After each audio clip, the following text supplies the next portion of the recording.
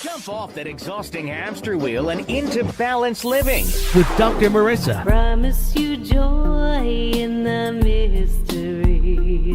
Dr. Marissa, also known as the Asian Oprah. Her mission, to be a beneficial presence on the planet. Her purpose, to be your personal advocate to live, laugh, love, learn. Her life motto, don't die wondering. Take back your life with Dr. Marissa Pay. And good morning, noon, afternoon. This is Dr. Marissa. You are tuned into my weekly syndicated award-winning talk radio TV show called Take My Advice. I'm Not Using It. Get happy with Dr. Marissa every Tuesday at naturally high noon here out of Burbank, California with UBN Go, and then replaying every Monday night at 8 on my syndicated CNBC NBC News Radio channel KCAA. That's AM 1050, FM 102.3, FM 106.5, and then everywhere on demand with iHeartRadio. And this is a show about hope and happiness. So there's no gossip, no scandal, and no K-words, no Kardashian talk at all. Instead, I want you to focus on your own reality show and how you can be happy 88% of the time. Why 88? Well, 100% of the time you're dead. We don't want that. So 88, 8's a lucky number in Chinese. I know you thought I was Swedish, but the homonym for good fortune is 8. So it is your birthright to be happy 88% of the time. And those of you who saw Let's Make a Deal on Tuesday know that I was actually comforting Wayne Brady there, talking about his birthright, and we'll come back to that at the end of the show during the Balance Bar, as well as my peace in, peace out shout outs to all the fabulous people I met on the red carpet at the Builders Ball, Habitat for Humanity. So you want to stay tuned till the end as well. Asian Oprah giveaways, we've got a number of them. We've got tickets to the Cerritos Performing Arts Center, Frankie Valli and Chubby Checker, as well as this fabulous video, Wishman, that we'll talk a little bit about, because that's what brought my guests here to the studio.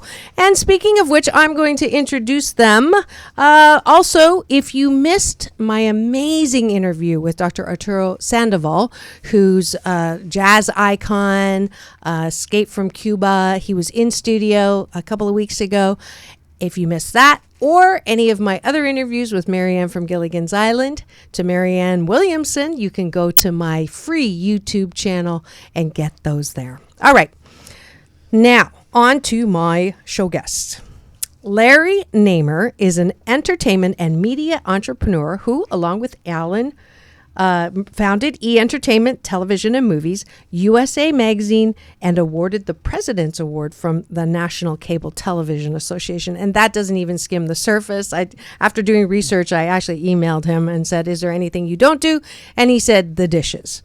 So his son, Johnny Vegas Naaman, world-renowned lacrosse player, head coach, producer, podcast host, and an entrepreneur like his dad. Please welcome to the studio Larry Naaman and Johnny Vegas Naaman.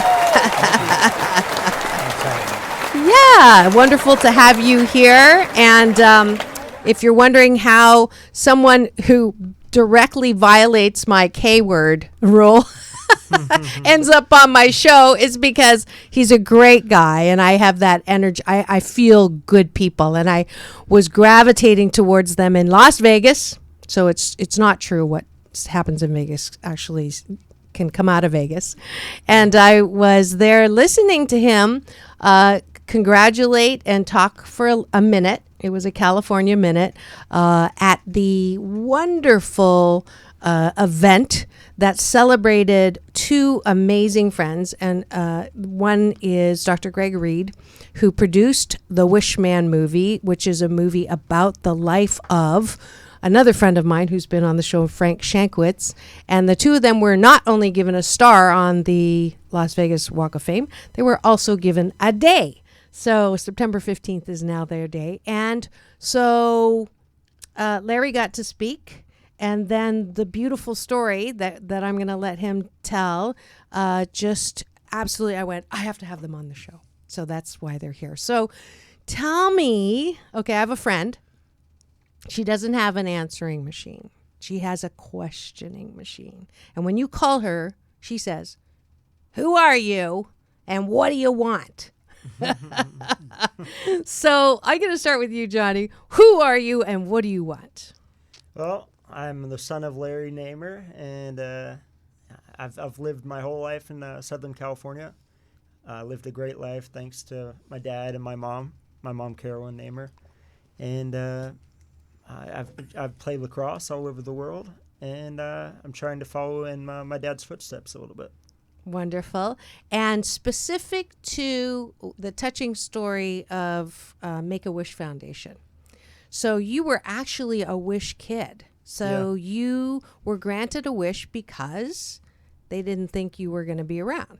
Yes. So I battled brain cancer. It was a rare form of brain cancer, and I was 15 years old when I got diagnosed. Wow. And it was several surgeries, a bunch of treatments, radiation, chemo, lost all my hair. Didn't know if I'd get to play lacrosse. That was the main thing I was worried about, which is funny. It is funny. I'd wake up from surgery. Can I play lacrosse? Wow. Yeah. Wow. That must have been some time, huh? Yeah, it's kind of one of those times where you go into a zone and there's nothing else in the world other than this problem. Right, right. So he went from perfect health to woke up. It was actually kind of his mom called me one day. His mom and I are not together, but she called me and said, "I think John's drinking or doing drugs." And I said, "No, if you're talking about our daughter, she's drinking and doing drugs, but John certainly isn't." I said, "What's the problem?" She says, "I'm trying to watch him do his homework. He can't get the pencil on the line." I said, "Well, maybe he, needs glasses. Take him to an eye doctor." And so she takes him to an eye doctor and says, "Yeah, of course he needs glasses," and diagnoses him. And then she does a little research and realizes that, he's not really improving with the glasses, takes him back to an eye doctor who says, "Oh, no, he has a muscle disorder in his eye, and we got to do some surgery on the muscle." And doing some web research, she realizes that 80% of what the doctor was saying was true, but 20% really didn't make sense for what was going on with John. So she insists they do an MRI, and sure enough, they find that he has a brain tumor, and Wow. and they say, "Oh, yeah, and most of the time we don't catch these kids till autopsy because they're always misdiagnosed as having a muscle disorder in the eye." Wow. And so that was kind of it. But you, as a parent, you just go into a zone. And Right. that's Right. it. So the rest you're of the world doesn't exist. Wow. Yeah. Wow. So it had to be pretty bad to contact the Make-A-Wish Foundation. The Well, prognosis. they reached out to us. Oh, they Yeah. did. Okay. Yeah. And what was your wish? So you have to create a list of your top 5, and then Uh-huh. they'll try to figure it out which one Okay. they could do. And so the one they granted was to meet Metallica and hang out with Metallica. And, but it's not just like you give them a wish, Yeah. and then they turn it into something way bigger. So mine was to meet Metallica and hang out with Metallica. Then they give us a limo, fly to the airport, fly us to San Francisco, pay for a hotel, limo everywhere, pay for lunch and dinner at Bubba Gump, $100 arcade tokens, every Metallica CD. We go to the concert in a limo, go to the VIP area, and then they have us meet them. Then we go on stage right behind the drum set, Lars, and we stand there for 2 hours. Wow. Wow. That is absolutely amazing. Yeah. That's amazing. So you were 15 when that happened. So I got the wish at 16. Uh-huh. So I just turned 16 when I had the wish, but 15 when I got diagnosed. Wow. And then look at you now. Yeah. Yeah. You're not 17. No. And 32 you're now. 32. And so you're a walking miracle because they didn't think that was going to happen. Mm-hmm. And you obviously, new lease on kids. That's true. Right? Yeah. Yeah, that's a beautiful story. And I'm so glad you're here. And now you are taking your life, and what are you doing? I'm playing lacrosse in some of the toughest and most competitive tournaments all over the world, and playing for Turkey's national team. Wow. And I've gone to a lot of places. That's how old were you when you started playing lacrosse? I was 14. 14, Yeah. 14. That's Yeah. late, Yeah. right? It was To just- be a yeah. internet like a player, right? Yeah. Well, most of the East Coast guys, they start when they're really young. elementary school or younger. Yeah, right. And then the indigenous peoples who started the game, they're born and they get a stick when they're born. Wow. Well, I didn't know that. Yeah, I love that. it's the America's first sport. Yes, it was started hundreds of years ago by the indigenous people. And you had a love for that, and you just ran with it. Yeah. Literally. Well, my friends and I saw American Pie, and the Stifler and them were playing lacrosse, so we liked that. Oh, so that's how that started. Yeah. That's cool. And Dad, who are you, and what do you want? Let's see. I've been a serial entrepreneur for quite a long time, but I actually started out in the cable business when nobody really knew what the cable business was. And I was an assistant underground splicer, which means I worked in the sewers of Manhattan putting the cables together. And then I kind of graduated from there and eventually started E! Entertainment Television, which is really still, it's only one of the very few cable networks ever started by people as opposed to companies. It was me and my friend Alan. And Right. we wrote the plan, raised the money, put it on the air, ran the company, and it became 3 years to raise the first dollar, but then became an overnight success. As soon as it went on the air, everybody Went just crazy. loved it and went crazy Yeah. for it, and and it's been from Talk Soup to Howard Stern to Wild on E to E! Hollywood True Stories, and now it's all Kardashians all the time, and. Hey, no matter what you think of them, I look at it this way. If it wasn't for them, I'd probably have to get a real job. Right. And I'm not ready to do that. So for that, we can be thankful. So, and then, it grew so big so quick that I found myself, eventually doing, all kinds of stuff that I didn't want to do. So I stopped being creative, and I was basically, in charge of money and investors and all the kind of stuff that bores the hell out of me. Okay. And so eventually Alan and I sold the company to Comcast. I went off and started doing some other stuff. I was doing a lot of stuff in Russia. Yes. I like doing stuff out of the country. You brought the Harlem Globetrotters to Russia. We had the biggest live event company in, the Soviet Union, and then it was just Russia. We've done over 300 concerts, and we do the White Nights Festival, which is still the largest rock festival in that part of the world. And now you're in China. Then we went to China, and we have a media company there, and we do the major thing we did different than everybody else is we realized that China really wanted stuff to be made in their language for them. So while all the other American companies were taking what they do around the world and subtitling it, we decided we're going to make stuff just for China in Chinese and stuff. And we've been doing that for 10 years. And you're not very successful at all. Sarcasm is another service that I offer. Yeah, you actually have gotten awards for the shows. You're the first Western writer, right, to write a sitcom series. In Chinese. In Chinese. There you go. Yeah, first non-Chinese person ever to. Yeah, that's amazing. So do you ever wake up and go, what happened, or did you always know? Or I guess what I'm really getting at is, what is the formula for people who want to be successful? I mean, entrepreneurs is not always an easy road, but you seem like everything you touch almost turns to gold. Well, maybe not overnight. You just gave me some hint there. 3 years to make the first penny, and then it was an overnight success. Yeah. So is there a formula? Did you set out and say, I'm going to be hugely successful? Tell me the secret. Well, there's actually two parts to the answer. Okay. Number one is in the case of E!, which originally was called Movie Time, and then we changed the name to E!. People say, when did you know that was a success? And literally, it was from the first day Alan and I had the idea. Okay.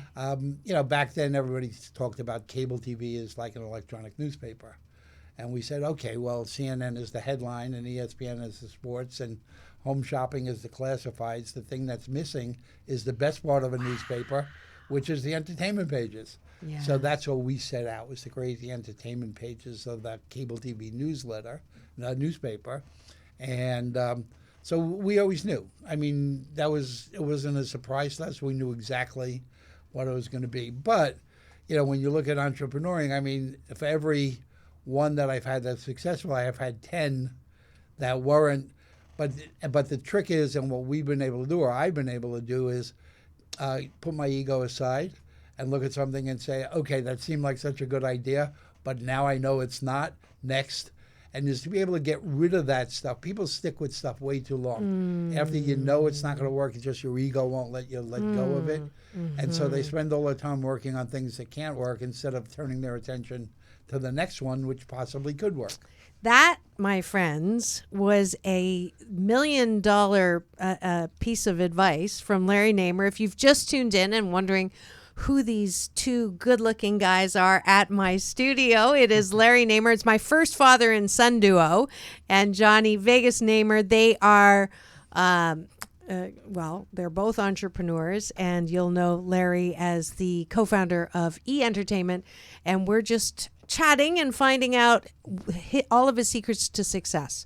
So that is amazing advice, because I know that sometimes, I tell my coaching clients, the worst thing you can do is plant a seed of an idea, give it all the fertilizer, see the sprout growing, and it's not growing fast enough. So you grab it, you pull it out of the dirt and go, why aren't you growing? And you kill it.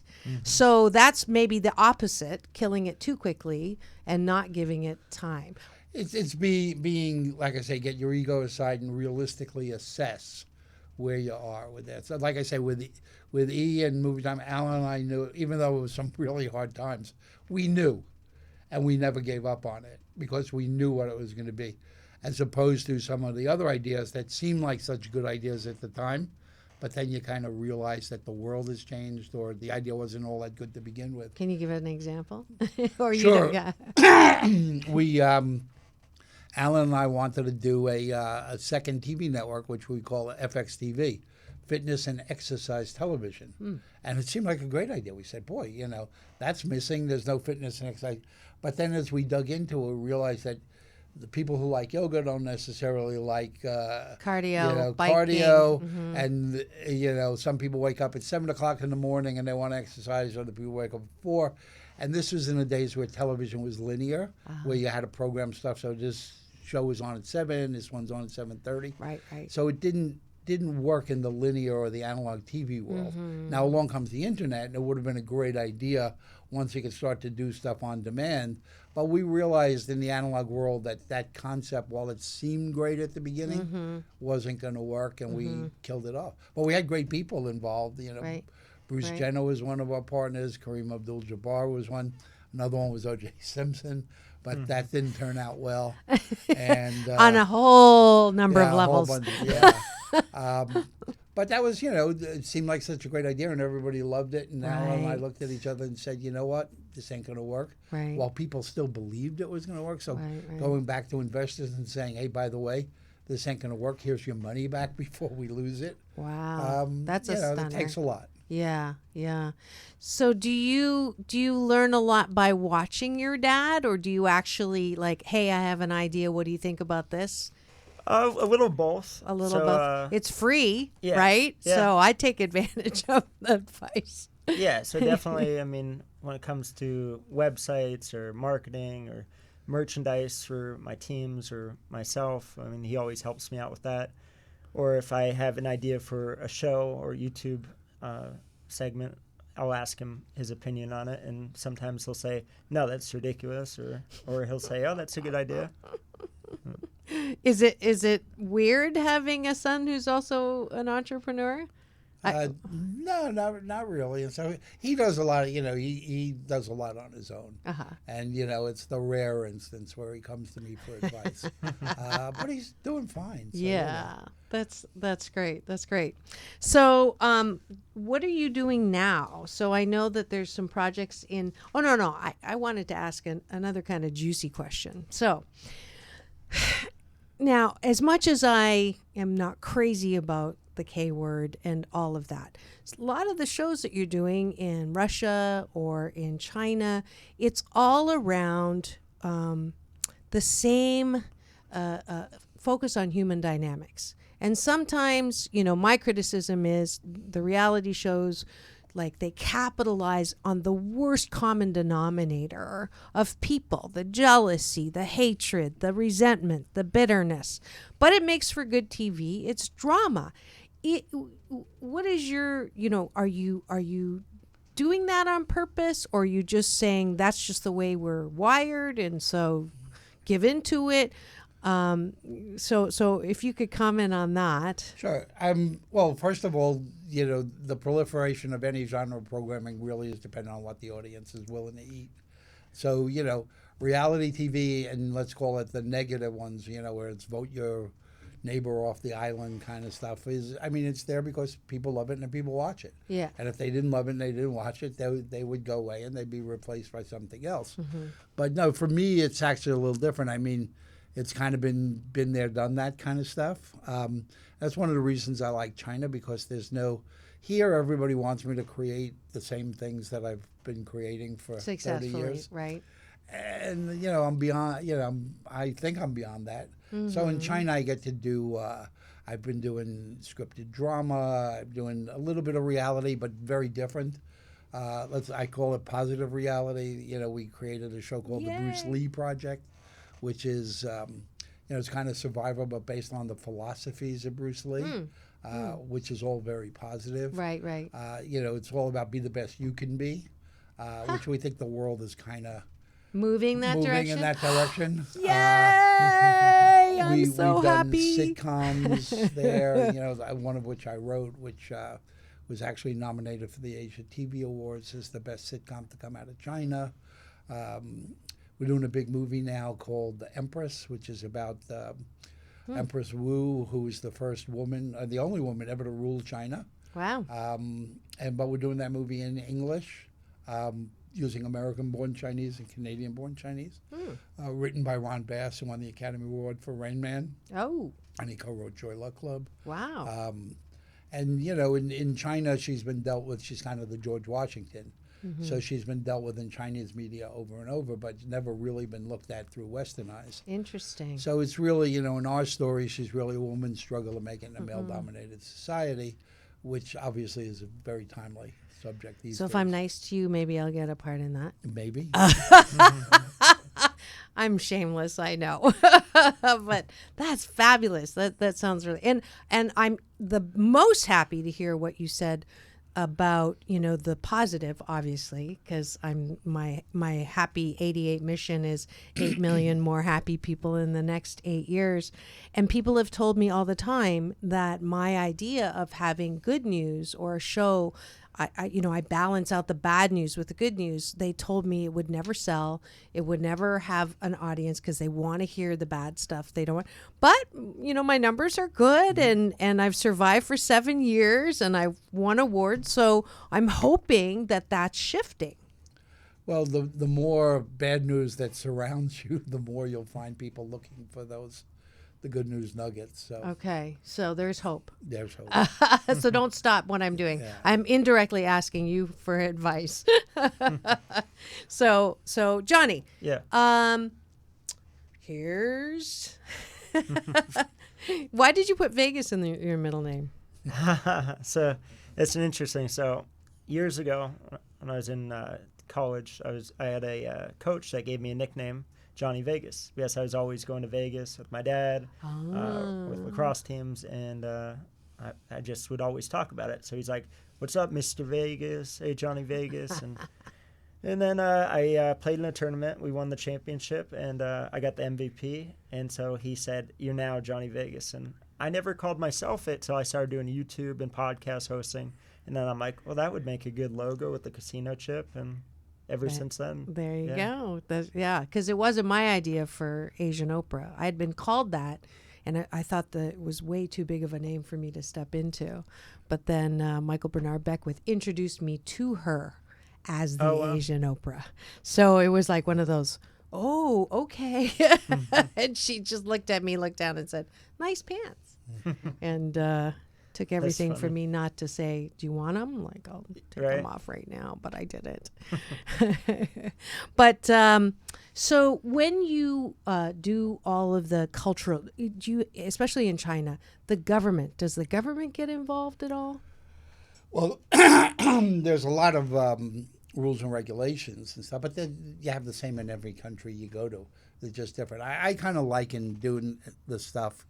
I mean, I've done Russia successfully. I do China successfully. I kind of liken it to like visiting my mother's house. You know, may she rest in peace. She died a few years ago. But, you know, I visit my mom's house and I go, okay, tonight let's go to dinner at 8 o'clock. We'll go for Italian food. And she'll go, no, we're having dinner at 6 o'clock and we're going for delicatessen. I'm going, no, but I want Italian food. She goes, well, in my house, we eat at 6. And that's kind of the way I look at these countries. I mean, I'm a guest in someone else's country. And, you know, whether I agree with the rules or not is irrelevant. Those are the rules. If you don't like it, go somewhere else. So, you know, in China, we stay away from political programming because that's not what I do. I mean, I kind of do like silly, you know, kind of talk soup kind of stuff. And so we've really never had any issues whatsoever with censorship. People, you know, they say to me, they go, oh, doesn't it bother you to, you know, all that censorship? And I say, you know, what do you think happens to me in the U.S.? I mean, I have to pitch Fox, and, you know, if Rupert Murdoch doesn't like what I want to do, I don't get to do it. Right. What's the difference between that and, you know, having to get approval from a Chinese regulatory body and stuff? Right. I mean, they all have their own politics, and it plays in what they allow to go on the air. Right. I did a speaking tour in 2010 in China. My father was actually one of the first foreign experts invited in. He's originally from China. And so I got to meet with Discovery Channel China and 5 executives around the room. And I chuckle every time I have this memory because this is 2010.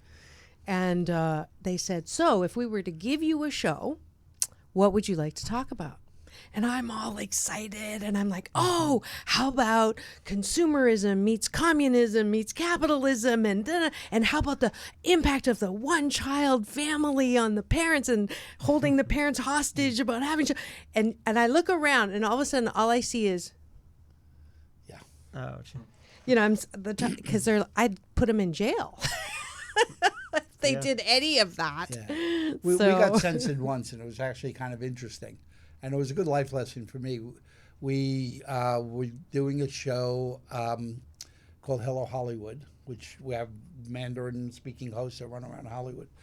And we were doing something about vanity pets, you know, celebrities who buy diamond sweaters for their dogs and stuff like that. And, you know, so we got called in China by the, you know, the regulatory body, who you were pretty friendly with, you know, and they said, Larry, you know, you have this thing about, you know, vanity animals. And I went, yeah.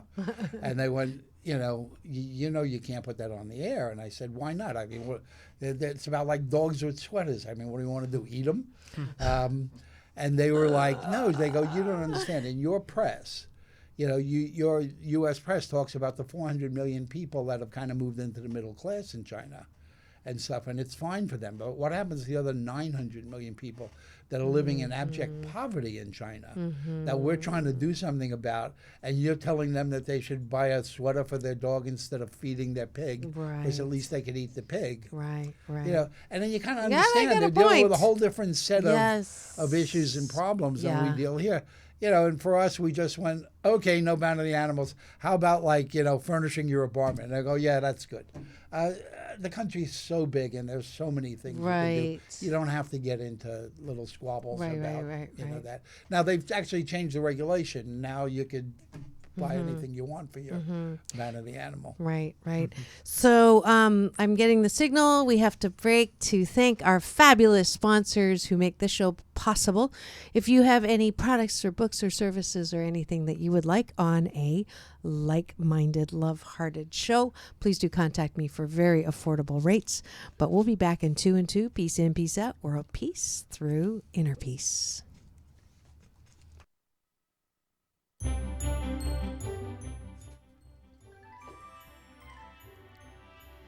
I don't hear the, oh, that's because it's right here.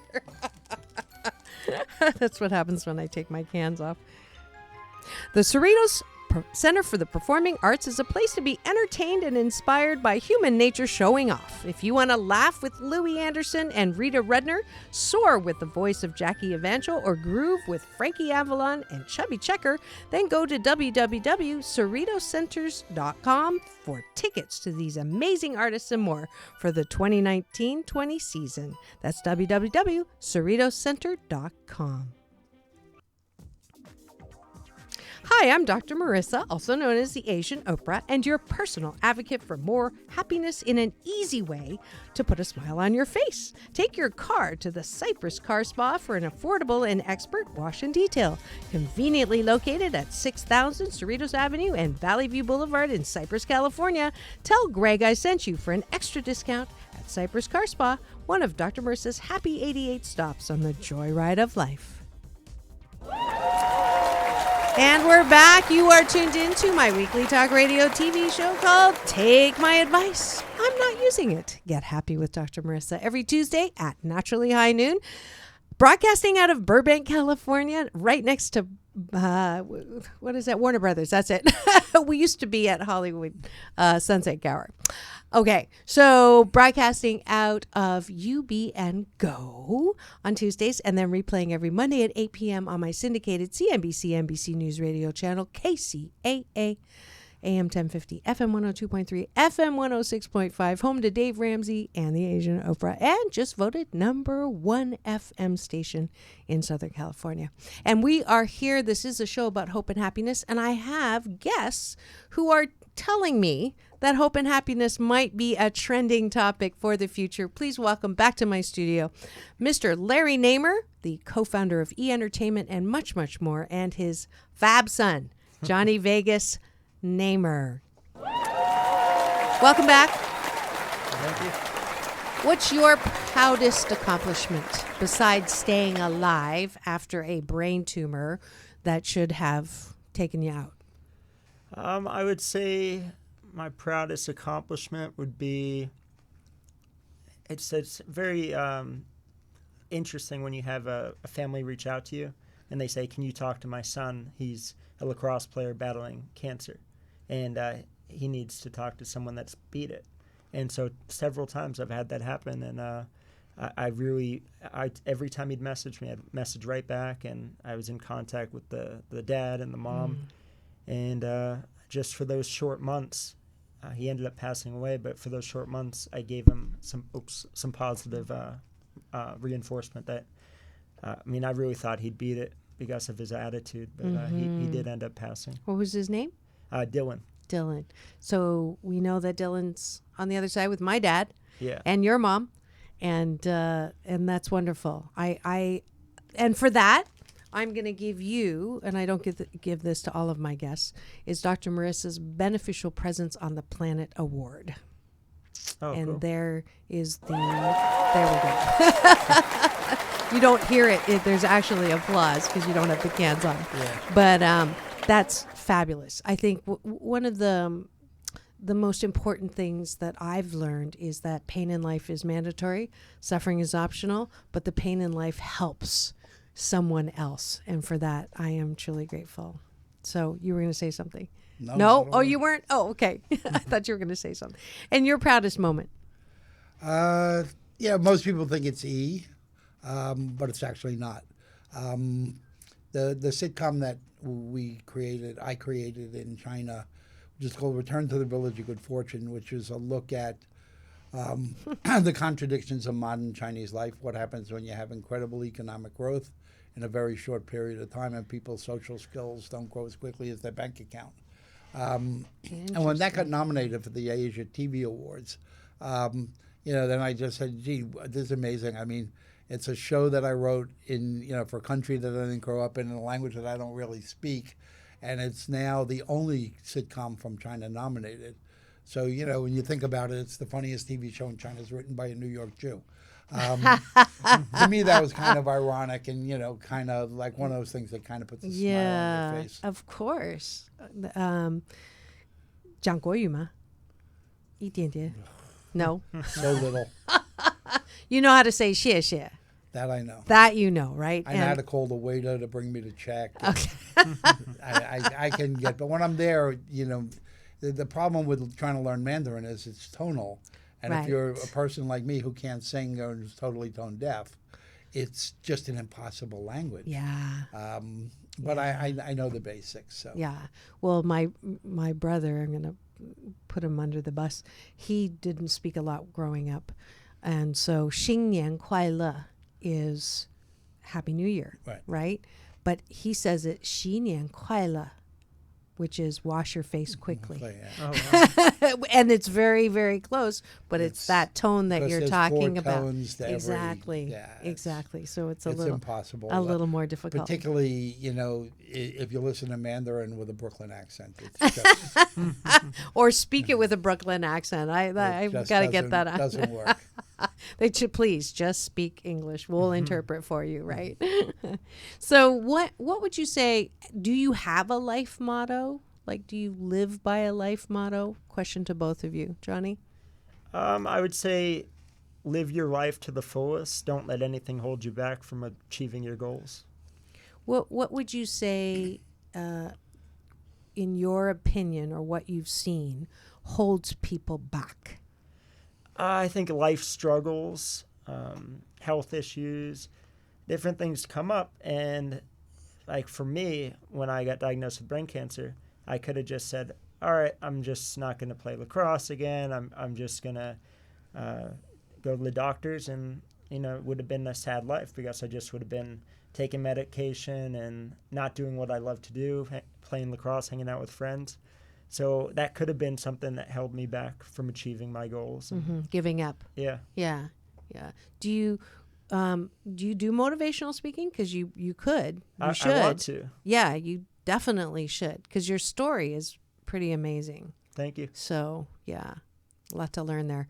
As yours, but yours has been longer. I'm a hermit. He likes speaking in front of people. I mean, I do it all the time, but I don't look for it. I do it when I have to. Not. I'm not searching for it. Yeah, I see one of the reasons why you're so successful, and I didn't know this, obviously just reading about you, and the stereotypical profiler of a Hollywood media entrepreneur, successful entrepreneur, is that, full of ego, full of whatever. Well, I could say just the W word and how he made it, and unfortunately with the Me Too and all of that. But you're one of the most humble guys that I have ever met. It's because I don't take it all that seriously. And there's the other thing. Yeah. Has he always been like this? Yeah. This is how he is. Yeah. Yeah. You're a pretty strong introvert too. Very much so. Very I'd much so. much rather do a dinner party with some close friends at my house than be at the Academy Awards. So. Right. And he's a great chef. Ooh, what's can his make best anything. dish? Yeah. What's his best dish? What Well, time? I what like time? What his time am I Chinese coming food. over? You make Chinese food? I've been cooking Chinese since I'm like 14 years old. What? Very good. What? I worked in a Chinese restaurant in New York in the delivery section, and I had them teach me how to cook. Because I would take the bags from the kitchen and deliver them to people's houses. Wow. And what was the dish? What's your key dish? I can cook anything. Anything? So my dad told me that the number one dish to tell if you're a good cook or not, a good Chinese cook, is, can you guess? It's the green beans. The string beans. The string. I just did them the other night. You did? The blistered green beans. Yes. Yeah. So if you can do that, then you must be a I good do cook. that all the time. Okay, but I don't believe you. You're going to have to prove it. That's one way to get a dinner invitation, right? I got one to Arturo Sandoval's house. His wife is apparently a great cook, so Cool. I have to go 2 for 2, I guess.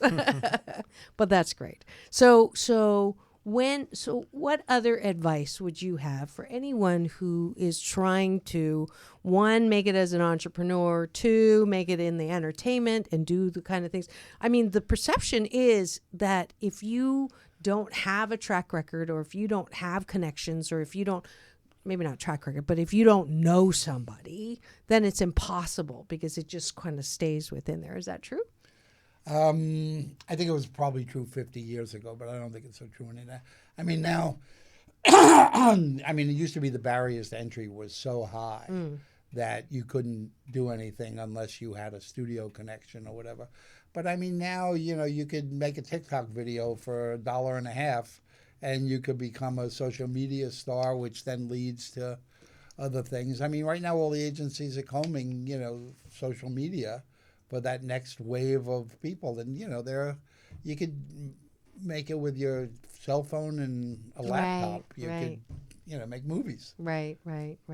So besides don't give up, anything else as far as advice? Yeah, I'd say do things that you want to do. Don't be stuck doing something every day that you're just miserable at. Because that's not living. You're not living if you're doing that. And then for the realists who might be listening saying, yeah, but I can't make money doing what I really want to do. I can only make money doing what I don't like to do. What do you say to them? I'd say find ways to do both. And then when you are successful at what you want to do, you can maybe give up the thing that you don't like to do. So with now social media, and there's so many avenues to network with people, and you can find ways to make it happen, especially with YouTube. And You're obviously channeling your dad. Yeah. Well, I mean, if we look at just Hollywood, I think, one of the biggest problems is, people come into town, they get caught up in the BS, which is quite a bit of that stuff in town. And give me an example. What's that? well, I get, I meet people and, like Johnny's taking acting lessons now. So kids I talk to from there, who came from Oklahoma and they were in the drama club and whatever. And they tell me, oh, yeah, I know the biggest producers. And they're telling me about they go to parties and all this stuff, essentially with nobodies. And I'm going, they just don't, they're putting all their time into things that are just not real because they believe the BS here. I mean, my motto in Hollywood is, you're full of it until you prove to me you're not, as opposed to the other way around. Right. And stuff, because, like I say, people just get caught up in the scene. They go, I went to a premiere of so-and-so's new movie, and I'm like, I never heard of them or the movie, or yeah. whatever. But they think, Right. they get to send the pictures back home and, wow, they're in Hollywood. Right. So what is the road then? What isn't BS? Well, it's to really, again, be honest with yourself about what's real and what's not real and stuff here, and to be able to separate out those things. And, you have limited amount of time, so you can't be at everything. It's just pick those places that make the most sense, where there's actually some benefit to meeting this producer or that producer or going to this premiere or whatever. But people just go to everything, they just think my life is so complex. I go to, a movie premiere every night, Right. And they're basically meaningless. Yeah. I'm starting to get that with the invites to the red carpets. Yeah. I hear you. I just got one on the way in the car, and I kept asking, and what is this for again? Yeah. So. Well, now you're starting to see it. Now there's probably. They used to be, the let's talk the Academy Awards, and then the official parties there, which are always great, and it's all real people.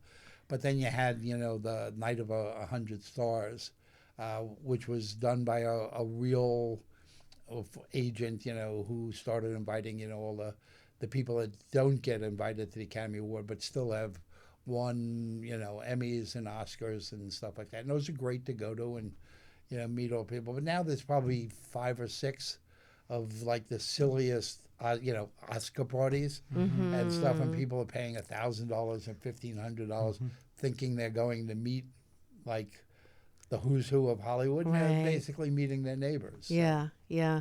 Is there anyone that you haven't met that you would like to meet on the planet?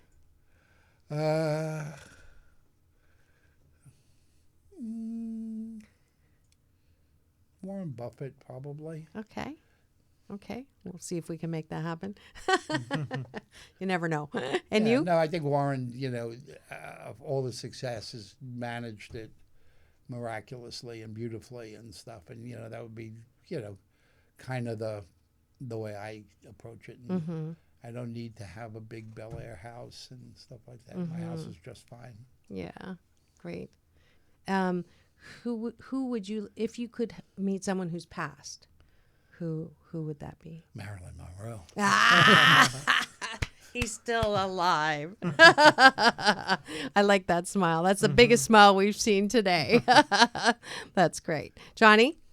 So I would say Jim Carrey. Okay. I guess I just grew up loving his movies, and that'd be cool to meet him. And then someone that's passed away, I would say... I don't know. I can't think of something. Okay, that's all right. That's all right. So the last question that I always ask my guests is, who or what are you most grateful for in your life? Who or what are you most grateful for in your life? Well, I mean, for me, it's certainly my parents. They, we come from an immigrant background. My grandparents, none of my grandparents were born here. And they just instilled in me not just a work ethic, but, a value ethic, morality that, my responsibility on this planet is to leave it better than I found it in every way, from people to animals to environment and stuff like that. And they were both really the kind of parents that would work 3 jobs so that I could be the first kid in the family ever to go to a college and stuff like that. So, yeah, grateful for that. Great. Beautiful. Johnny? Yeah, I'd say... You don't have to say your dad even though he's here. No, I'm going to include more. So I'd say my parents, my mom and my dad, and then my sister, Nicole, and then my brother, Alexander. That's beautiful. That's beautiful. Well... Thank you so much, both of you, for gracing my studio and coming to Burbank. And I appreciate your time. I appreciate your words of wisdom. Please join me in thanking them for being here today. And there's the applause you can hear through the kids. And it's time at the end of the show for welcoming you to my balance bar. And I'll put this back on. There's my ding-a-ling. You can listen in if you'd like to with the cans. And let's see. Here we go. So we're going to play just a little clip here. This was me on Tuesday, where I got to play with Wayne Brady on Let's Make a Deal. Where are you from? Long Beach, California. Long Beach? And what do? I'm a corporate psychologist. Ooh, what's a corporate psychologist versus a psychologist? We are shrinks that want you to expand. Expand what? Horizontally or my mind? In happiness. Oh, well, I would like to expand in happiness. That's a beautiful thing. Why do I feel like I'm visiting you in prison right now? Yes, hello? It's okay, baby. I love you. I can't ask it about you. It's okay. Yes, it's your birthright to be happy, baby.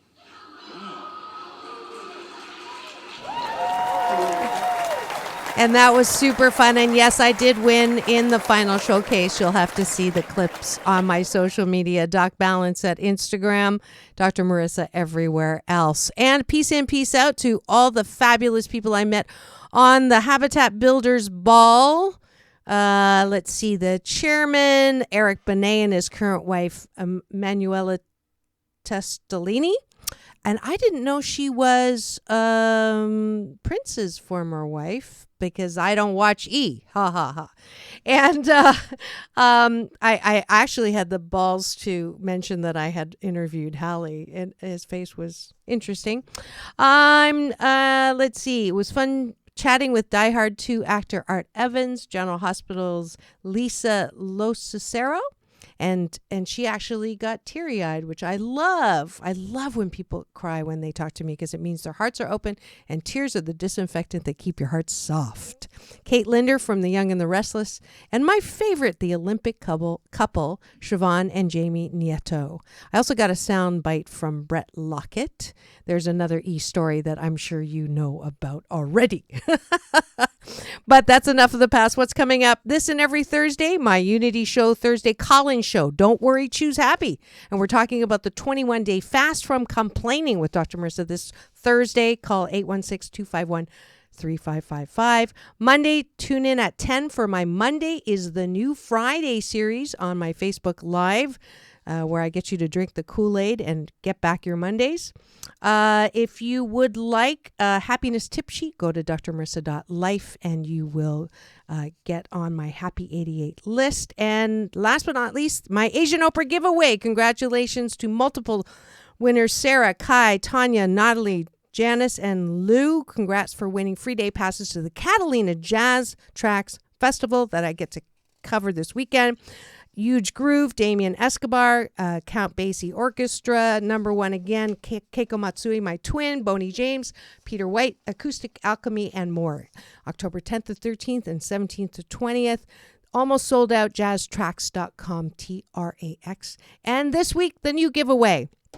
Wishman movie, the first one to go to drmarissa.life and puts down the name of the man. Oh, thank you. The name of the man who this movie's about gets this DVD. And Cerritos Center for the Performing Arts tickets to the 4 Italian Tenors, November 8th. I have one pair left, and it's an Emmy Award-winning show. The next one on the 9th, Benice Fuego, the Prince of the Spanish Guitar.